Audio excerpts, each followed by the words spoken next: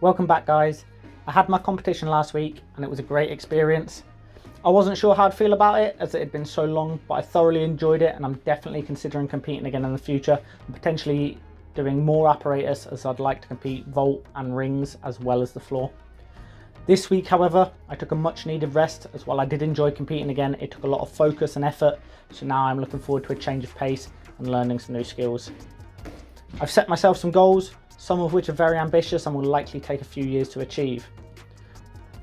We'll start with the strength skills, and I've made a list of my goals with a rough estimate of where I'm currently at, and I've included clips of all the skills so you can see what I'm working towards. Earlier this year I achieved both the cross on the rings and the straddle planche on the parallettes, so my first priority will be to build on those skills and develop them into a cross press back to support, the straddle planche press ups, and planche with the legs together. After that, I'll focus more on the Maltese, which is commonly used in high level routines. Beyond that are elite level skills, including the Azarian, which is a backward roll to cross, the inverted cross, which is starting to be performed more regularly by the top level gymnasts, and the butterfly or landing style elements. The most ambitious strength goal I have is the Victorian on the rings, which is an extremely difficult skill that is rarely seen in gymnastics. Honestly, I don't know how realistic it is or how long it will take, but I aim big and I'll give it my best shot. My other strength goal is to deadlift 200 kilos, which is 3 times my body weight. My current max is 180, so I'm 90% of the way there.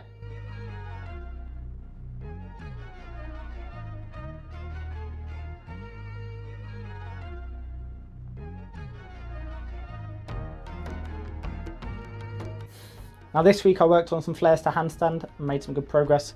Long term, the aim is to add a full pirouette and go back down into flares, and then eventually develop it into an air flare, which is a skill that breakdancers are known for. In terms of tumbling, I competed a double back, so the plan is to learn a full twist and double back, a double straight, and I'll probably play around with a triple back as well.